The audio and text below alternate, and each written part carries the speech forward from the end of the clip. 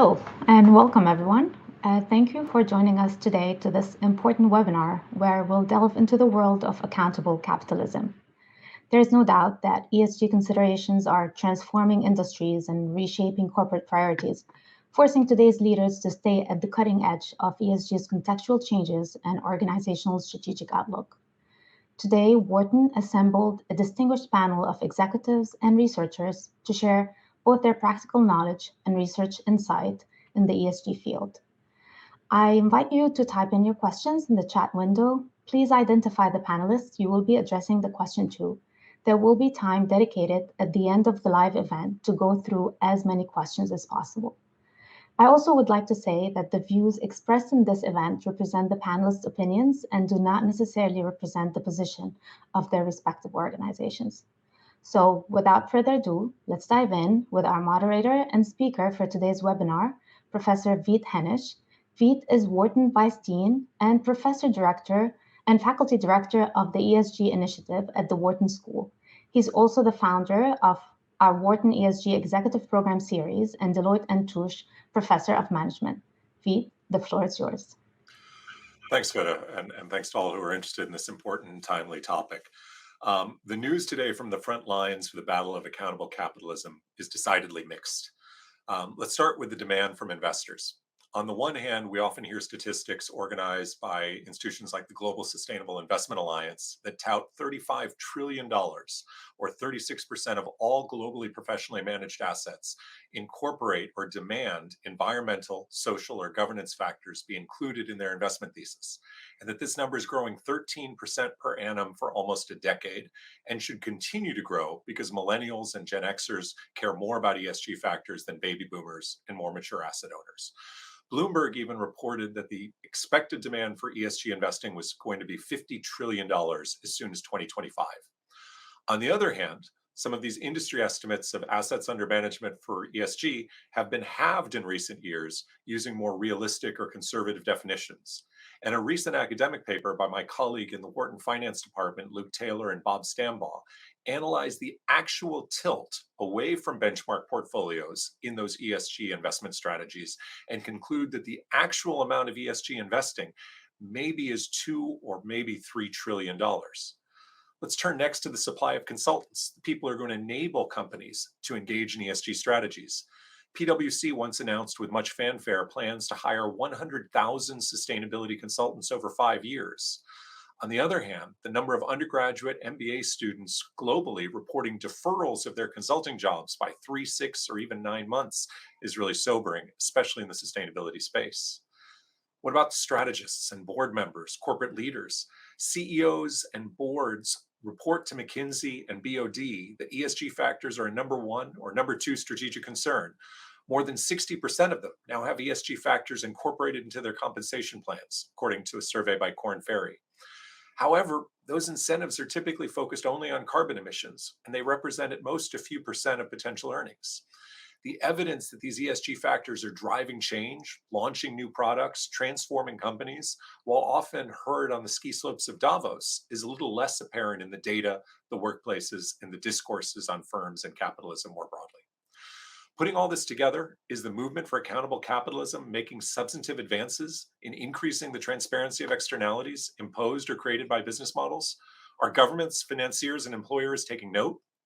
Or is the ESG movement in retreat against an onslaught of evidence that its data and analysis to date do not help identify value creation or protection opportunities, and thus, as suggested by critics on the right, impose undue burdens on firms, or as suggested by critics on the left, distract us from the need to implement more rigorous policy reform? What's next? Will we find better data, build better models, and drive substantive change? Will we see less lofty claims, but no change in effort, in which companies avoid using the label ESG but continue to pursue meaningful reform? Or will the current headwinds lead to delays and tactical retreats that reverse progress and taint the ESG movement as just another fad? To avoid getting bogged down in debates over definitions, the participants to this panel have jointly agreed to define accountable capitalism as a system in which stakeholders hold organizations accountable for the externalities they create, thereby better aligning long-term value created and distributed with the short-term incentives faced by financiers, resource owners, managers, and workers. ESG factors offer a framework of measurement that, if well designed and implemented, offers signals regarding the magnitude and nature of these externalities, thereby facilitating either ex ante pricing by the government or ex post pricing by financiers and other stakeholders. I'm thrilled to lead this conversation with 4 leaders engaged in this topic from different sectors. First, Jennifer Grancio, CEO of Engine Number One, an investment firm purpose-built to create long-term value, who has 25 years of experience scaling businesses across financial services that have a positive impact for investors, including being a founding member of BlackRock's iShares business. Next, Monica Dimitriopoulos, EY America's sustainability leader, who drives sustainable growth for clients, people, and communities, and previously served as EY's global long-term value leader. Viviana Alvarez, formerly head of corporate strategy for Unilever in the US, and also head of sustainability for Unilever North America, currently at the University of California, Berkeley. And finally, my colleague Arthur Van Bentham, co-director of the Wharton School's Climate Center and associate professor of business economics and public policy, with a research portfolio that explores the impact intended and unintended of various policy responses to societal threats such as climate change. Let's start right away with your own perspective on the front lines of accountable capitalism. What's happening right now? Who's winning and why? And what are your long and short-term forecasts for progress? Let's start with the financial service perspective from Jennifer. Thank you, Veet. Yeah, I mean, I think who wins and who loses, we need to get this right pretty quickly, or sort of all American investors lose, and that would be a really bad outcome. So we started Engine Number One a couple of years ago, really to try to drive a middle road in the conversation around, we think capitalism works. We think capitalism was always meant to be long-term, and we think that everybody loses if we have sort of an ideological conversation where we don't go deep enough into what are the risk factors, what does the data tell us? Because as investors, so investment-led firms and fiduciaries and asset managers like ourselves, we should always be able to separate out where is there economic data about governance. Governance always matters. About climate and emissions and climate impact, and on the human capital side. We should be able as investors to use data, and if we don't have it and can't do it, we should be looking for more data and better ways. We should always be able to drive, have a point of view on what's causal in terms of long-term economic returns. So from a losing perspective, I think our dialogue today is shallow, it's not data rich, it's too short-term at a kind of American public level. That has to change or we all lose. From a winning and what have we proven and where can we jump off of perspective, I think we're seeing great conversations about this data being data that is risk and financial data and should be incorporated in investments. So that's great. That's very productive. I think we're having good conversations about the difference between data from an investment perspective that is economically causal and we can link to performance, and then other data, which is values-based. And that's not bad. Those are just two different things. There's some data that we can prove it's causal to returns. There's other data where we can kind of point to it and say that it's values-based. And I think we're seeing rapid improvements in data. So the more data we have, the more research that's done on the back of it. I think that's what we've already seen in the market is a win. And the more data and the more research we have, I'm going to count all of those as wins, because then that can make this a kind of an intellectually informed conversation about how an asset owner focuses on long-term returns and values-based investing. As well as how corporates and companies sort of show up and manage their companies for returns for their shareholders. Thanks, Jennifer. Monica, do you share that enthusiasm about our clients demanding more of these services? How fast is EY able to meet those demands, and what's the future hold on the front lines? Yeah, so thanks, Vit, for having all of us join into the audience for participating in this important discussion today.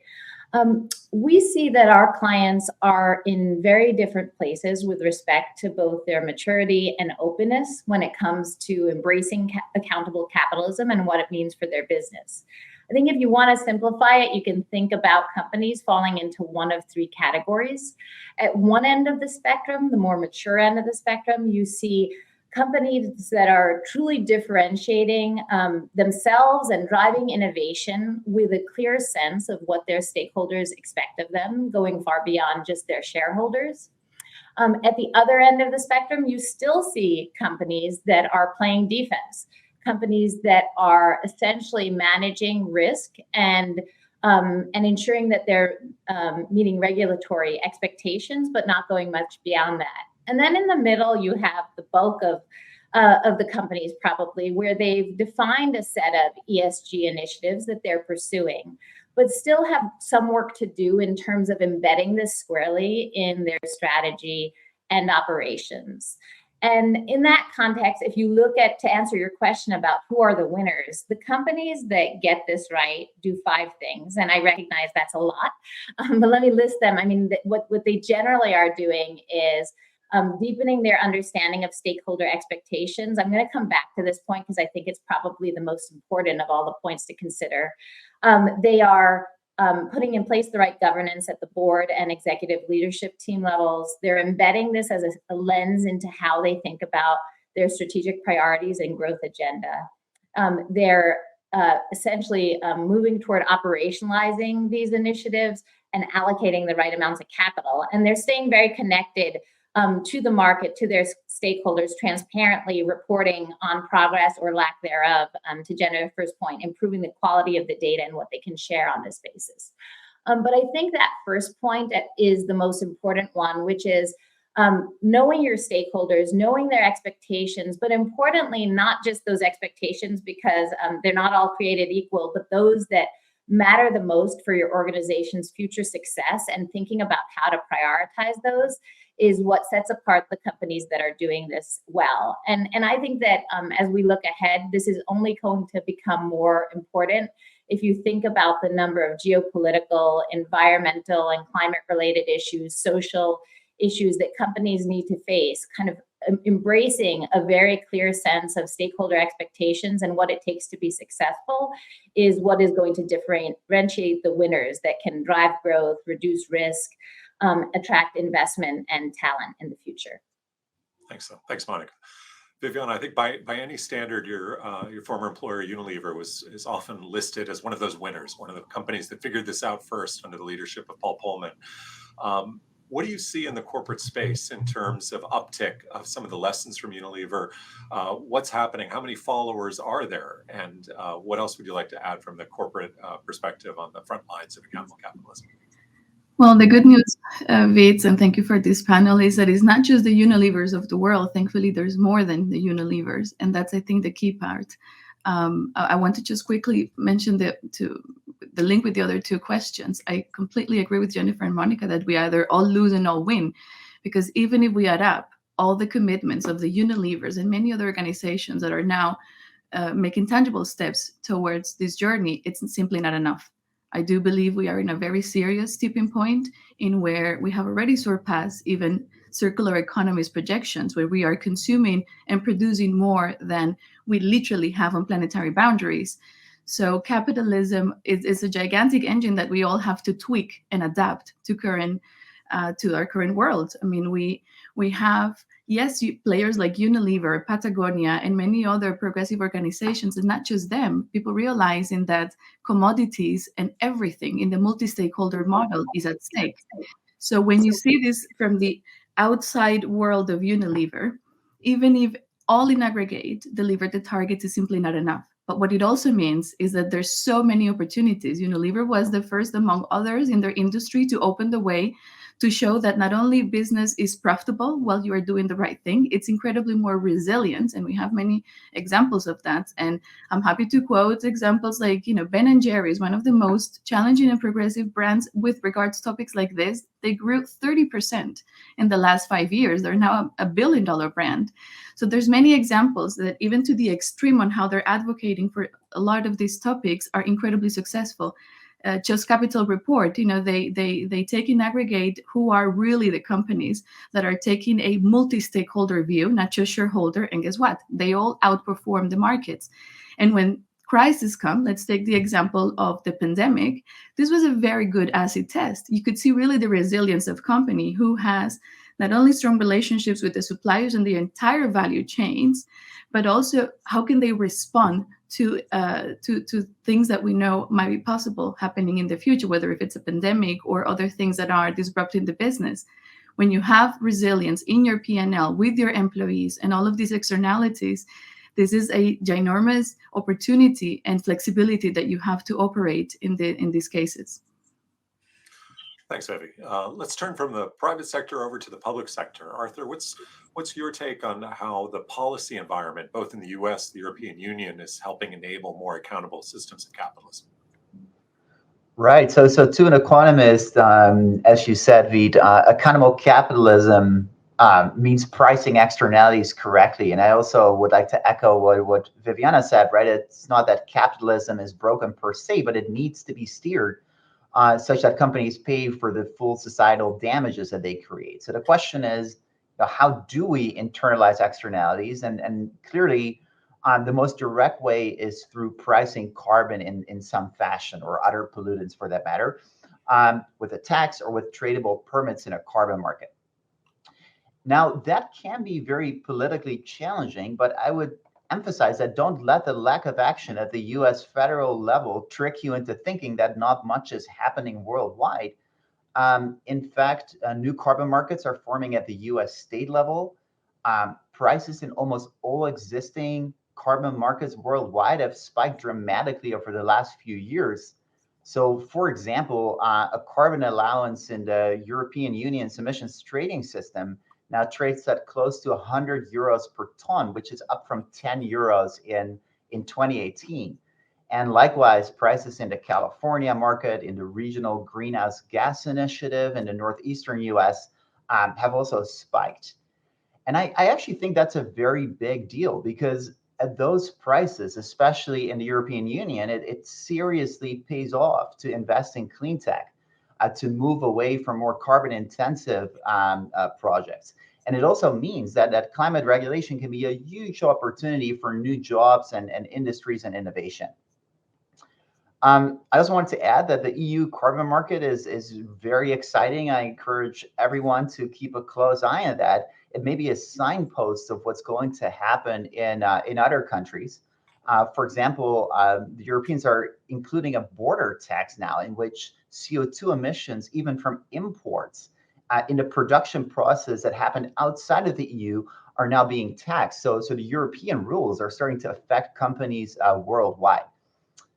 To me, those are policy developments that are really at the heart of accountable capitalism. So I personally see ESG investing as kind of a purely rational risk-return trade-off by investors, where financial markets simply price the current, but also their expectations about future environmental regulation, like carbon pricing. And I expect that carbon markets will continue to grow, and therefore that investing in carbon intensive projects will become increasingly risky. Thanks, Arthur. I think all of us who are drawn into this space, I think we have to be optimists.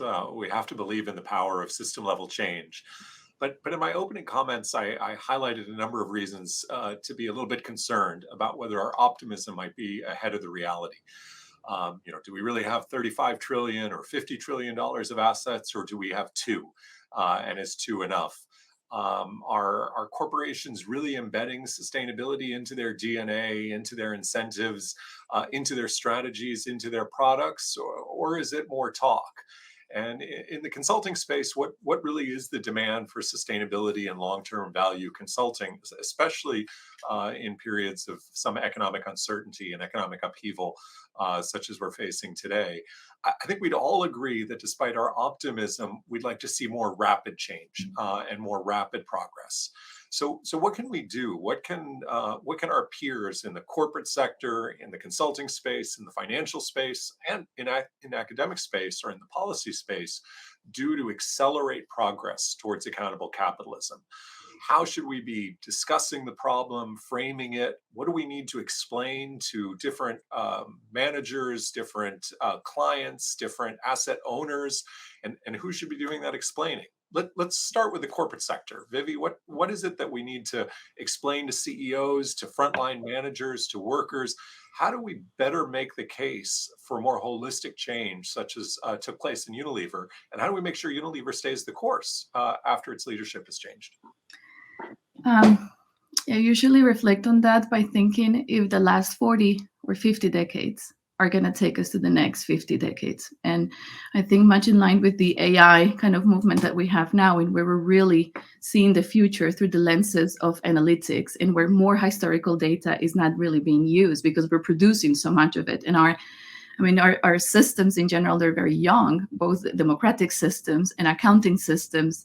Just the capitalism was sort of born in the 1970s, and most of those tools to assess all of these are still dated by then. So what I see is a lot of opportunities in how we're going to, adapt all of this. And I think with analytic tools and a lot of scenario planning, we're going to have very different conversations in the boardrooms as to what really the impacts and the scenarios are, with different externalities, whether that is climate or social inequality. And I wanted to touch base on that because we often talk very, very much on the environmental aspect of ESG.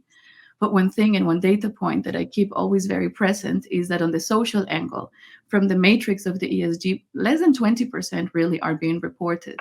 And those that are being reported are almost optional. So what we're saying is human capital, reporting on the basis of human capital, people, which is what, according to many surveys, is the number one priority for Americans. Just to give an example, we want people to care for workers. This is not even a mandatory thing to be disclosed. So for asset managers, even assessing the health of a business in terms of their externalities. And now, thankfully, we have so many pricing and accounting tools for that. So I think thanks to technology, we will be able to simulate scenarios on portfolios for real. Because the difficult thing is not to innovate moving forward. Many companies, of course, are innovating. And the good news is that there's a lot happening. The question is how we're going to retrofit assets. We don't often talk about that. And moving forward, yes, but then what about assets and the transition? And I think what gives me hope, Vit, is that there is everything to do. We have to reshape our economy in so many ways, and we have to just, put aside a bit of the noise unnecessarily, because there isn't much space for that when data and everything is telling us the right direction. And it does pays off. So I think what is going to happen is there's going to be a lot of innovation and new industries, new jobs, new economies, going towards what really we need to do in terms of adaptation. And that is going to happen across all industries. So that is very exciting. How to demonstrate that to shareholders? Well, we have to stress test a portfolio. Can you continue to produce your product or service at this pace in the next 5 to 10 years? And we know the answer is no. A lot of procurement officers don't really sleep at night because they know their commodities, depend to a lot of these fragilities. And we're not talking 5 to 10 years from now. We're talking 3 years from now. So these are things that are going to accelerate very much needed rapid change. And we will see which companies are reacting or being proactive to all of this anyway to thrive on business. Monica, from your consulting clients, are you hearing that kind of demand for the analytical tools, the ability to model these scenarios? What would be your own advice on how consultants and strategists more broadly can accelerate the pace of change? How much of it is analysis, looking at the opportunity versus something else?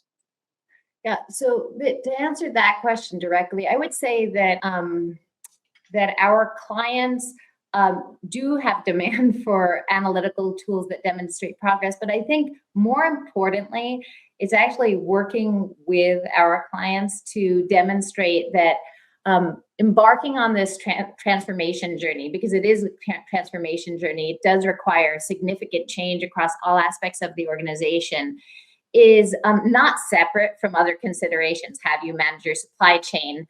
How do you deliver against performance expectations? This is core to the business. And I think for us, it's mostly about integrating this lens into that transformation journey. Now, once you've got into that point and clients are with you on that journey, yes, obviously better data and tech matters.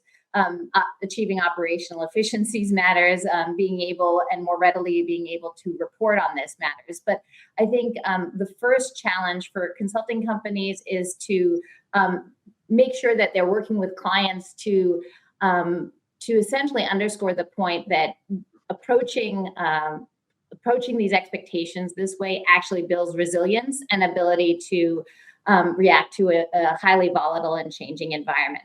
I would just add that consulting companies have a few other things that they can do well. I mean, given that we work across sectors and we surface tremendous insights, we're uniquely positioned to essentially share best practices, go through this learning curve, because it is a learning curve for all companies involved, and co-develop and align around common standards when it comes to getting this right.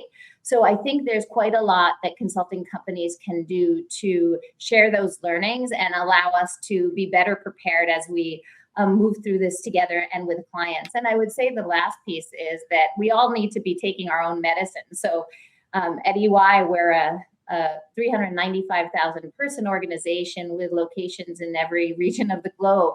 And we too need to drive changes, whether that be through governance and change initiatives across the organization, get to better data and reporting. And this translates into kind of meaningful changes in how we work, how we use energy, how much we travel, how we develop our people. And a lot of the work that we're doing right now is moving on that journey and kind of building a different level of responsiveness to these demands, which I think we all are going through together. So I'll leave that there.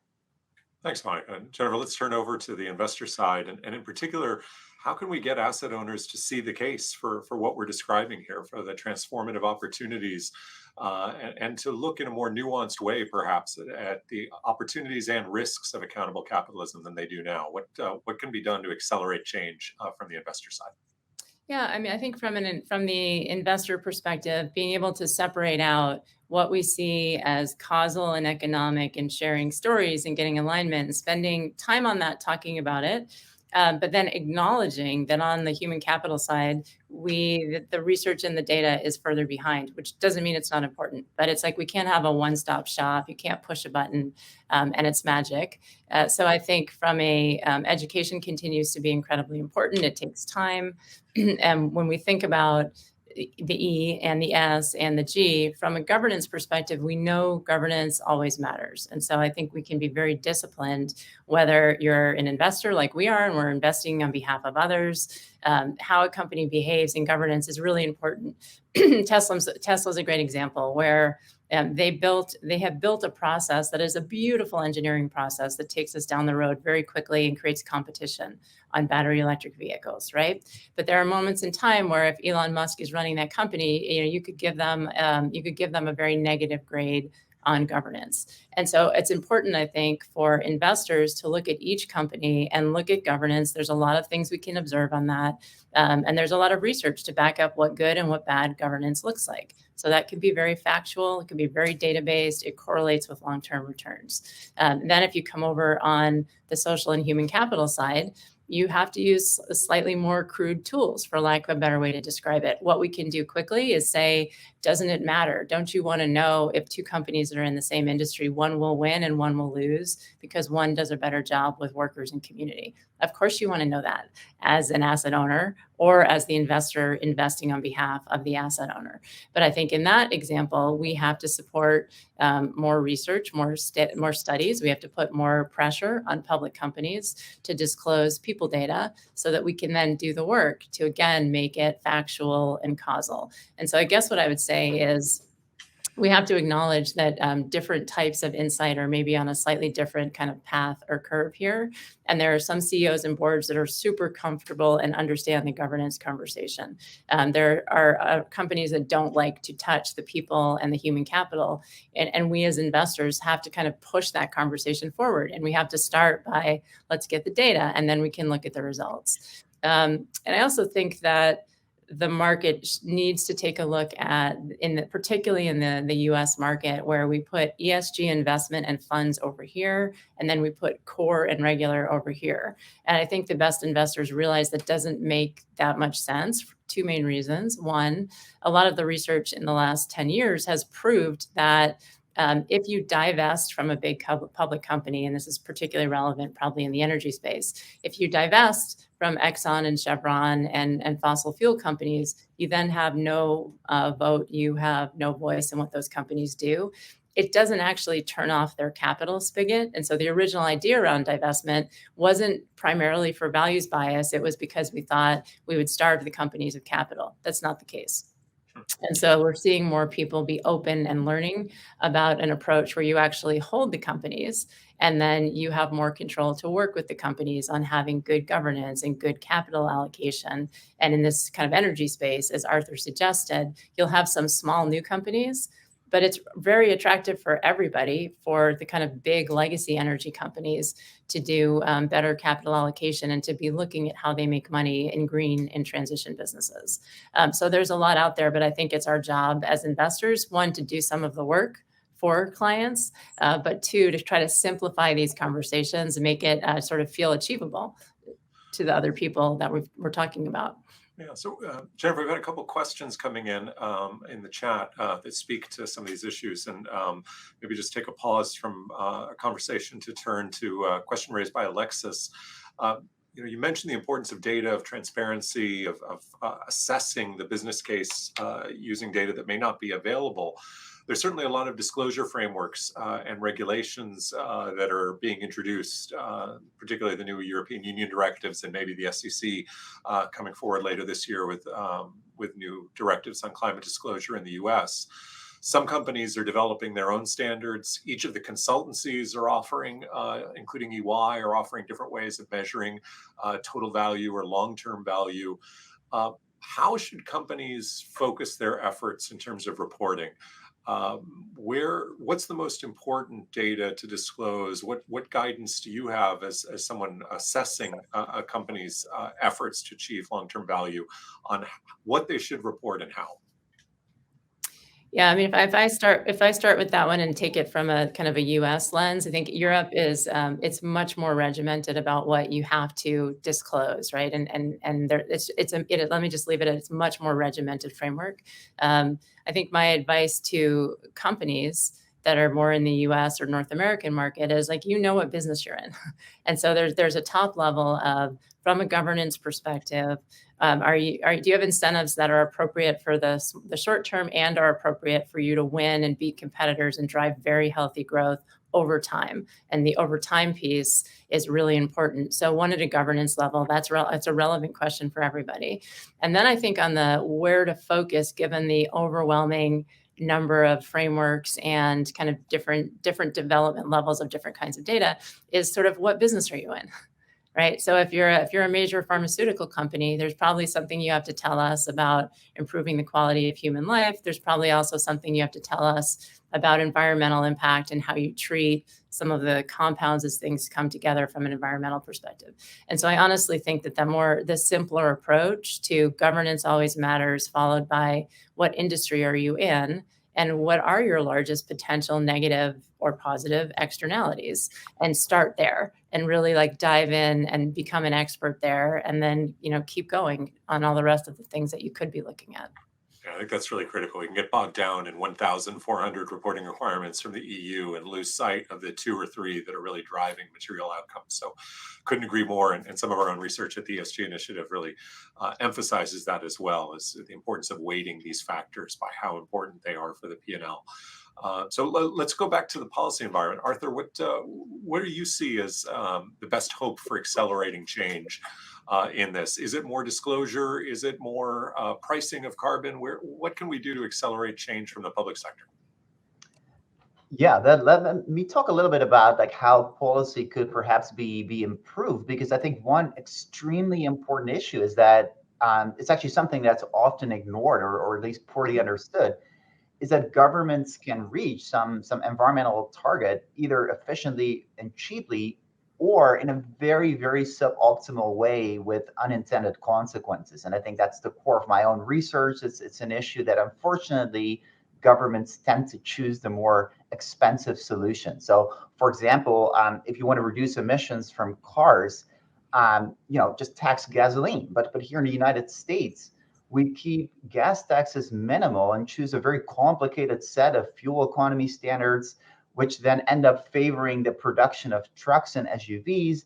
And the sad end result is that it ends up costing society and taxpayers a lot more per ton of CO2 saved than the gas taxes in Europe.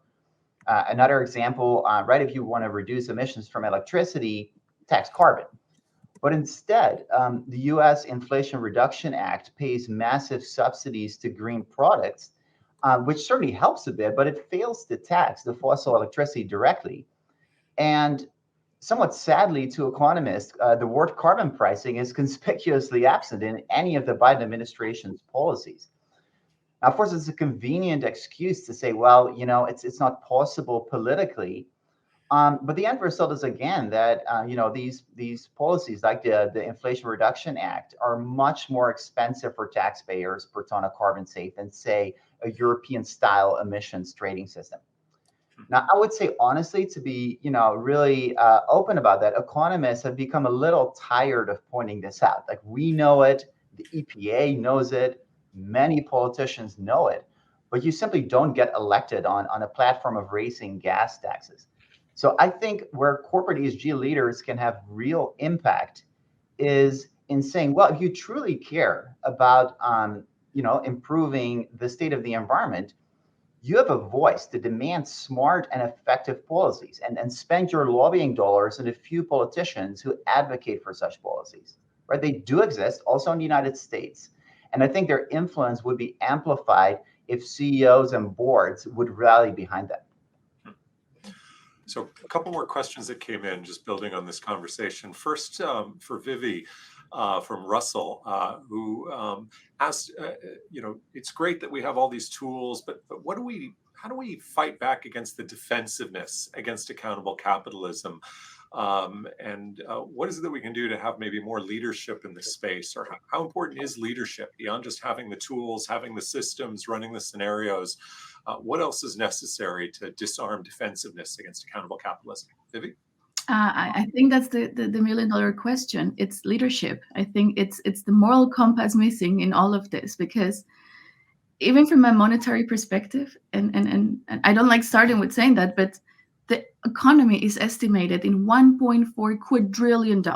Okay, that's even, I don't know how many times bigger than the global GDP estimated. So it is clearly not lack of money. We know we have a lot of technologies in place that are going to help us to get there, and things that don't exist yet that very likely we will co-create it. I think it's the missing piece is the aha moment that this is a non-negotiable. With or without the markets, with or right side or left side, I think we're talking about externalities that are a reality. We want and we need clean water, clean air, and many other things that are required for this economy to be moving. So I think the conversation is a bit more existential bit. I know the question is coming more from what are the tangible things, but related to what Monica and Jen said, education is a critical component of over-investing in this. So we can uneducate and re-educate ourselves and all the multi-stakeholders, and starting, of course, with decision makers in the front line, which are CEOs, C-suite members, board members, who are really, really asking for all of this. I mean, the numbers are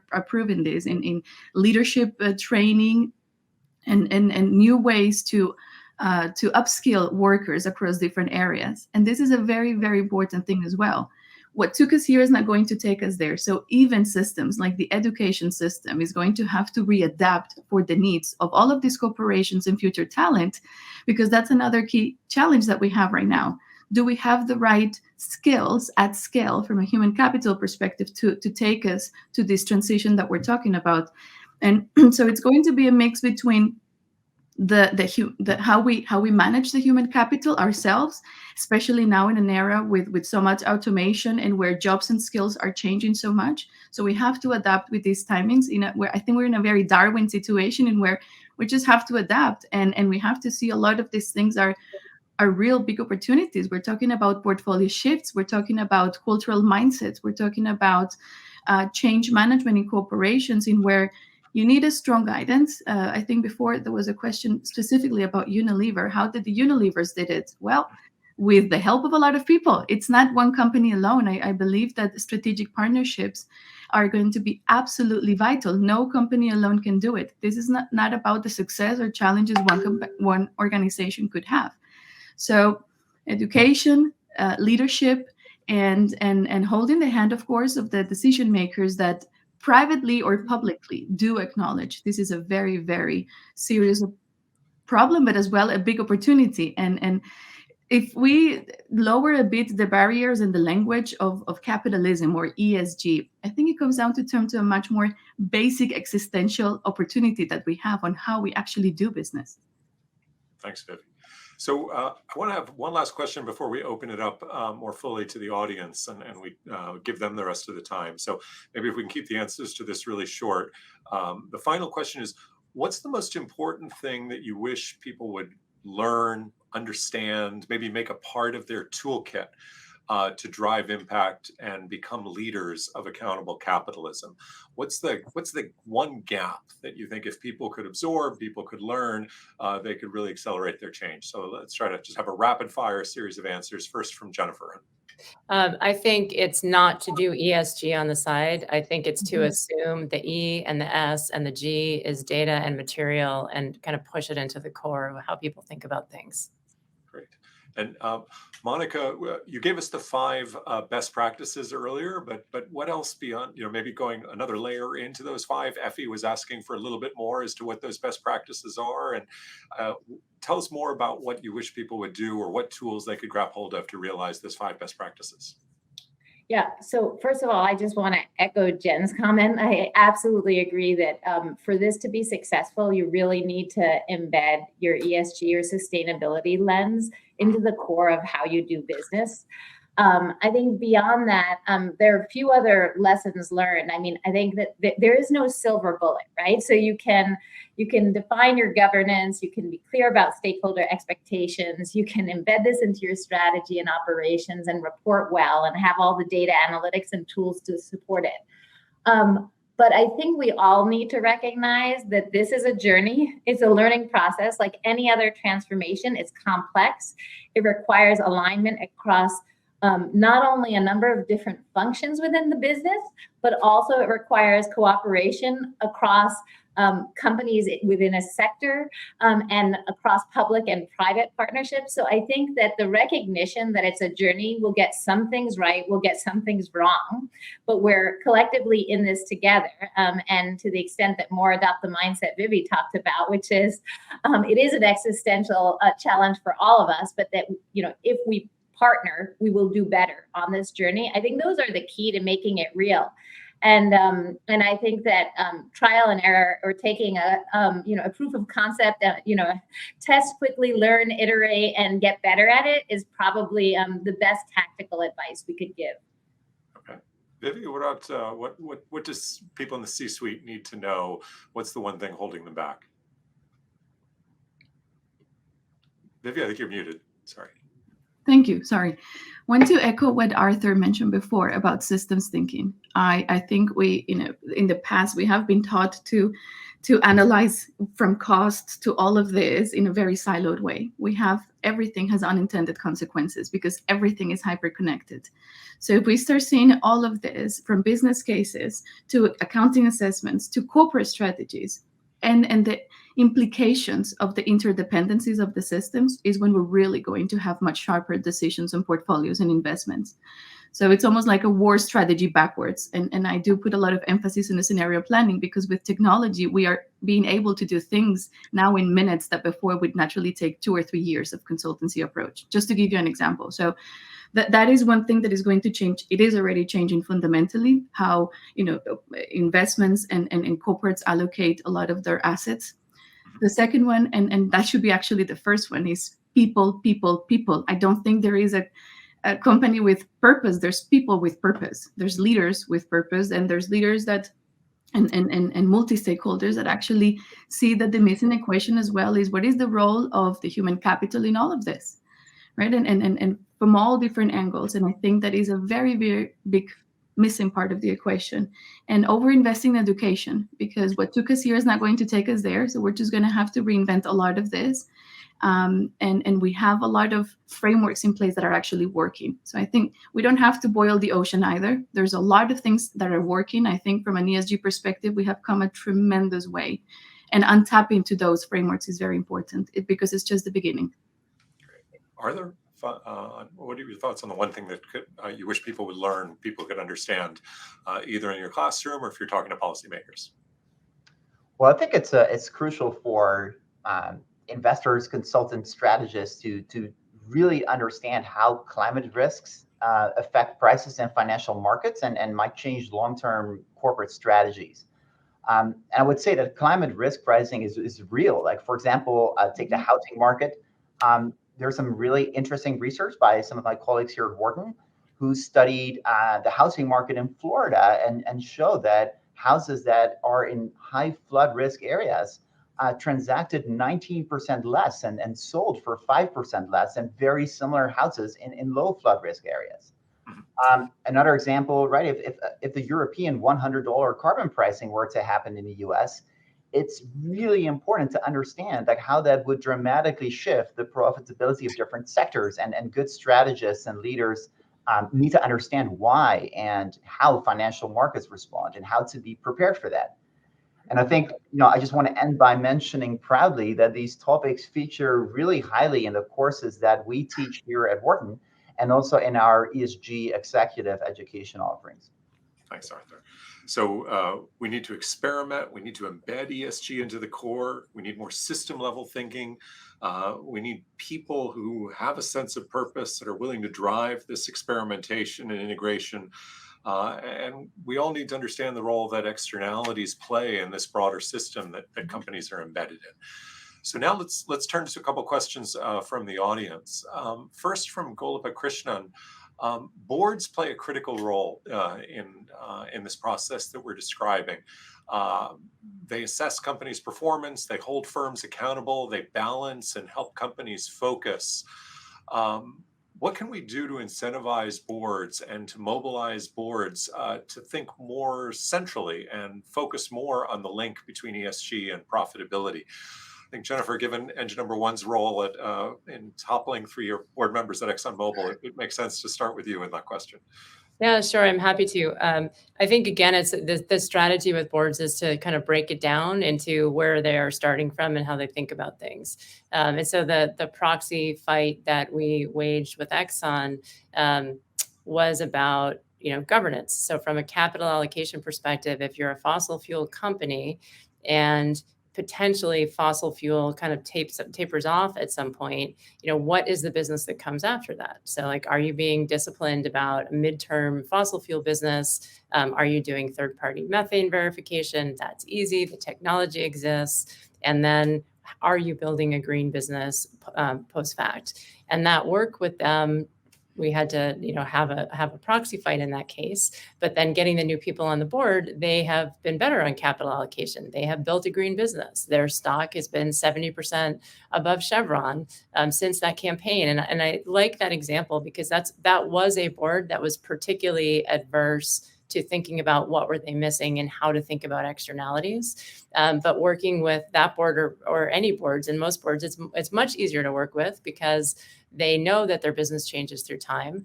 Is sort of meeting them where they are a little bit on how does the company keep up with the change. So if you're in the energy industry, it's transforming. And how do you have people on the board that keep up with the change? Do you have people on the board that can manage through transitions? Do you have people on the board that have the vision to be able to take the company forward as things change? And so I think, again, breaking it down into what business is the company in, where can they do better from a governance perspective, are very simple and accessible ways to start a conversation. And then you can work through the different data around impact on community and workers and how you have great workers who feel good, which makes you outcompete a competitor. So I do think using the competitive and how do you win as a business through time is a really easy place to start these conversations. And then you can build from that. Great. So we had a question for Vivi from Emily. If I can paraphrase, Vivi, several times you've made a stronger moral or normative case for leadership in this area. And Emily's asking, how do we evolve leaders' sight so that the aha moral imperative moment you're talking about is self-evident? How do we get them to see that faster? And Emily goes on to say that as she's been thinking about it, she's really landed on the fact that an evidence-based or a data-driven approach is really the right way to help connect the dots. Do you agree, or what helps leaders invoke and harness the power of the moral imperative as part of this process? I think we're going to need all type of different approaches. We're going to need from activism movements who will steer, unfortunately, a lot of group of leaders who either deny or are blocking the change. And these will be externalities that we will see from students, employees, countries, and we're already seeing that. Because what we're talking about is countries that in 40 years, entire GDP will be wiped off. We know the estimations of the global economy being impacted if we don't decarbonize the economy properly, of losing more than 20% global GDP. But that means 100% for some countries. So I think we're underestimating the social disruption that we could have, coupled with other very big externalities that we're seeing in our democratic systems and other angles. So it's a long answer, Vitz, to say that we're going to need from extra education and frameworks helping these leaders demonstrate that there's many different ways of doing business in a more responsible and resilient way. From a fiduciary responsibility, I think that the heat will increase. I mean, I don't think we can have from board members a lot of the same rules that we have until now, and we've seen that in Europe and other regions. I can only expect that increasing. So there's going to be the aha internally that a leader can have, whether that is based from experiences in his life, her life, or the organization, or because these factors are already impacting the business model and they're craving for that. And a lot of the changes that we might see will come from the employee movement. And we are seeing spurs of that across different regions. And in the US, these might be a decade where a lot of those things are going to have a catalytic point. So what I'm offering is just a cocktail of different situations that are going to accelerate the need for that. And I do see that a lot of the board members and people in current leadership positions are really upskilling themselves because they understand that it's the never-ending game. We just simply have to adapt and embrace this constant change and therefore the leadership style and moral compass within. Monica, I think a question for you, just on the role of supply chains in all of this. And we're in a period where we're going from talking about decoupling, maybe de-risking the US-China supply chain, trying to think about what's being reshored or what's being friendshored, but then balancing some of these ESG challenges. I mean, recent days, the New York Times has run some great exposés about the pros and cons of nickel mining in Indonesia. On the one hand, we need more nickel for batteries. On the other hand, we need to be less dependent on China, but it's Chinese-owned mines in Indonesia. How do we think about the role of supply chain reconfiguration in all of this? And how should companies be thinking about the restructuring of their supply chain? Is that playing a large role in some of your consulting engagements? And if so, what are some of your early insights? Yeah. So complex set of issues you raised, and or whoever raised the question. So yes, supply chain risks, whether those be human rights related risks, environmental risks, or other risks, are very much kind of a part of the kinds of questions that our clients come to us. But with, I would say they equally come to us with kind of how do you build supply chain resilience? How do you think about geopolitical risks as well? So I think in this case, it is quite important that when you think about everything from sourcing through your supply chain management, you're embedding within that not just a cost optimization or resilience lens, but also an ESG lens, environmental, human rights, and otherwise. I would say it's fairly uneven in terms of whether companies are thinking holistically about those risks. But I think that if you take a step back and realize the extent to which we are relying upon supply chains that have inherent fragility, taking a broad stakeholder lens is going to be quite helpful. And you can see, I won't name names in terms of companies, but you can see fairly striking examples where a failure to recognize the risks across your supply chain come back and pose a challenge to the company with respect to their customers and buying habits. So I would say it's an evolution. And I think this is actually going to be something that's increasingly present on the horizon. We had a great wildcard question coming in from Gloria that I'm just going to throw out to the panel to see if anyone wants to tackle it. One of the emerging issues after ESG that has emerged very centrally into the conversation in business schools and the broader policy environment, and I think in the ESG space, is artificial intelligence, ChatGPT, autonomous AI, and there are all sorts of ways in which these two play together. It affects our ability to analyze the data, build the system level models. But then we also have companies like NVIDIA, which used to be thought of as being an ESG kind of angel, suddenly being in the midst of potential developments of autonomous AI, algorithms, others that could really pose real risks to workers and even system level risks. So what role does AI play in the regulation of AI as well, if we turn to Arthur, in the ESG conversation or in the accountable capitalism conversation? Does it make things easier in terms of holding firms accountable, or does it add a whole new layer of risk and challenges? Anyone want to volunteer to take that first? Do we have a volunteer on the panel? Go ahead, please. Arthur, please. No, Arthur, regulation. Yes, please. Arthur. Well, I would say that I think there's indeed a lot of almost, there's excitement, but also nervousness, right, around this. I think especially when I come from the environmental angle, we simply don't know yet what exactly, the full potential of these developments is going to be for example, the environment. I think there is tremendous enthusiasm about things like what if autonomous transportation that could be done more efficiently with lower emissions, about smart homes where these sorts of technologies could help make decisions for people to save energy without having to think about it. So there's a lot of potential. At the same time, I think there's real worries, but this is not my expertise in the ESG debate, about the people part, right? There's a lot of worry about jobs being lost, and we simply don't know where that's going. I think regulations are always following developments.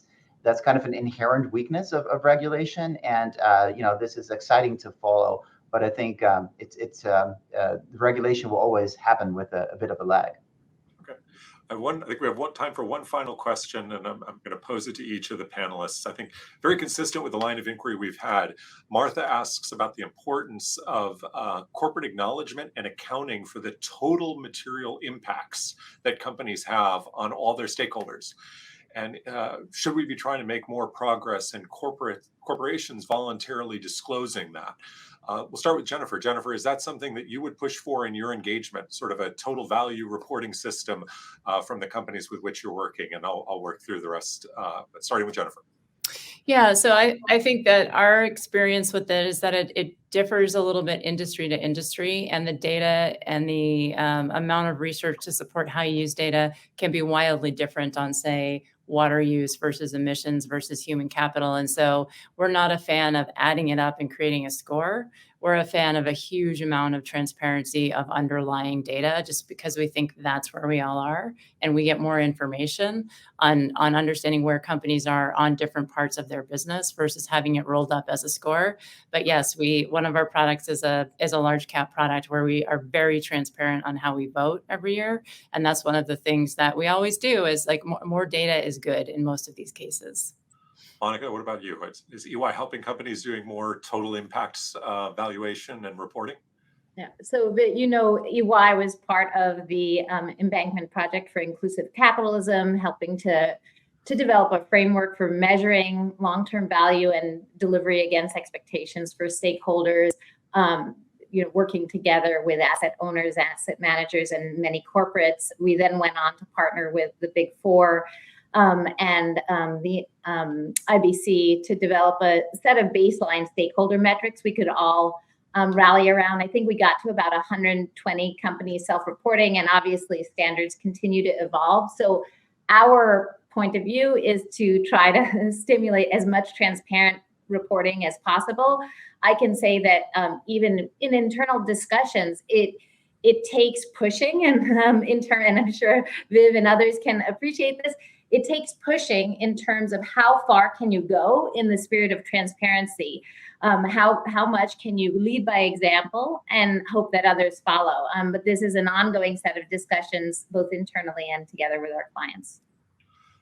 Well, I think we've come to the end of the hour. I want to thank each of my panelists for being leaders in the space and for sharing that leadership perspective with us in this conversation, or this set of dispatches from the front line of accountable capitalism. I also want to thank my colleagues at the Wharton School for helping organize this event and at LinkedIn Live. I hope that you found the conversation stimulating, and that you'll look to more insights and leadership, both from the panelists and also from esg.wharton.upenn.edu, where the ESG initiative tries to push forward academically rigorous and practically relevant insights onto accountable capitalism and ESG more broadly. Thanks very much.